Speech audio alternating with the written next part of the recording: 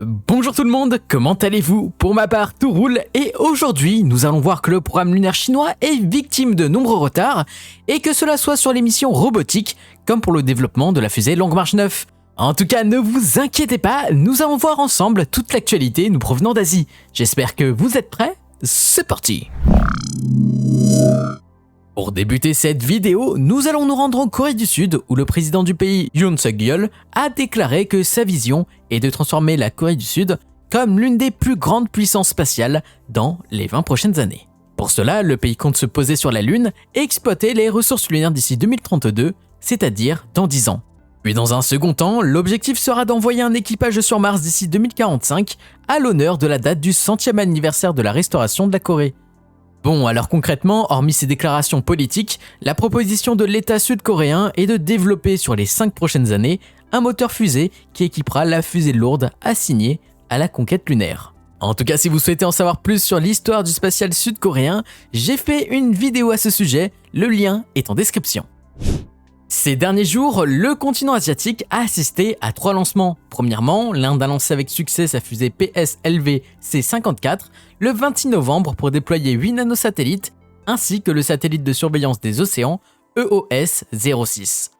Mais à quelques milliers de kilomètres, le gouvernement chinois a déployé 3 nouveaux satellites militaires le 27 novembre.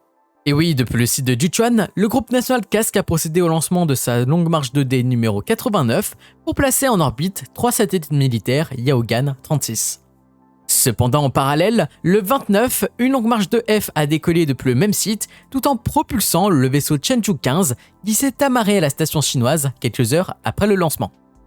Alors à ce bord de ce vaisseau, nous retrouvons 3 taïkonautes et pour commencer, le commandant est Fei Chunlang, il est âgé de 57 ans, c'est un ancien pilote de l'armée de l'air qui a rejoint le premier groupe d'astronautes de 1998 et d'ailleurs il était commandant sur la mission Chenzhou 6 en 2005. Par la suite, Zhang Lu est âgé de 46 ans, il a été sélectionné en 2010 pour intégrer le second groupe et comme pour Deng Qingming, c'est la première fois qu'ils vont tous les deux dans l'espace. En tout cas, dans cette nouvelle ère, c'est la première fois que 2 équipages chinois se rencontrent sur la station spatiale Tiangong, c'est-à-dire qu'il y a Chenzhou 14, que l'on connaît si bien, et Chenzhou 15, qui vient tout juste d'arriver.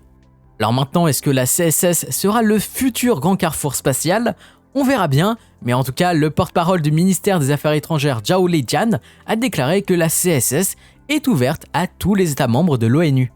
Par exemple, à partir de l'année prochaine, 9 projets de recherche internationaux en collaboration avec le Bureau des Affaires spatiales des Nations Unies et l'ESA seront amenés à rejoindre la station spatiale chinoise.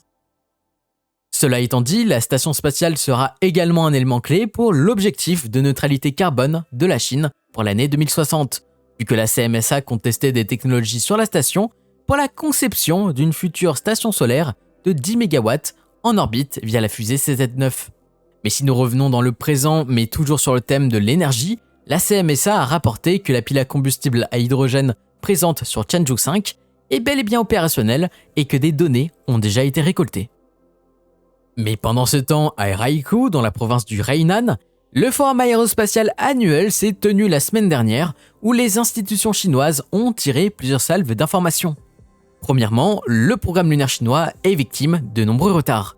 En effet, le lancement de la mission d'échantillon Changhua 6 est de nouvelles fois reporté, ce qui fait glisser son lancement de 2024 à 2025. Par ailleurs, ce qui est certain, c'est que la mission Changhua 7 devrait avoir lieu en 2027 et la CNSA a publié cette image où nous voyons que 3 zones sont pour le moment ciblées pour l'atterrissage de cette mission, tandis que Changhua 8 en 2028 sera la première brique de la base lunaire ILRS.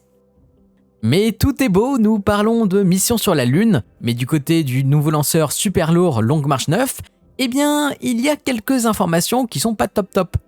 En effet, KASK a annoncé que son vol inaugural n'aura pas lieu avant 2035, alors que l'entreprise visait l'année 2030.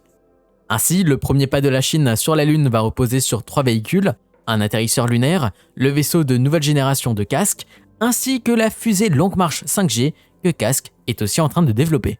D'ailleurs, en parlant de la CZ5G, nous avons de nouvelles informations sur sa configuration variante CZ5ZRL.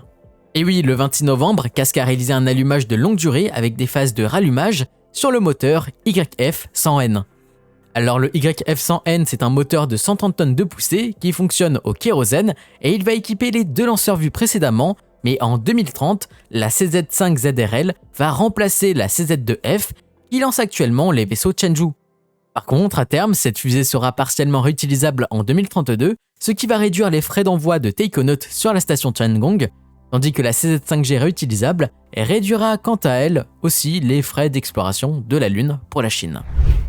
Par conséquent, même si le forum annuel accueille de nombreuses entreprises nationales, des entreprises privées telles que Future Space étaient également présentes. À travers leur prise de parole, la startup a présenté son véhicule de transfert Future X, capable de déployer des charges utiles sur différentes orbites, de capturer des débris spatiaux ou encore de ravitailler d'autres satellites en orbite. En tout cas, ce que nous savons, c'est que le premier vol de cet engin est prévu pour 2024, et si sa première mission est une réussite, la société italienne D-Orbit pourrait perdre ses partenariats en Chine, dont celui avec la startup Landspace, qui va lancer très prochainement sa fusée Juche 2.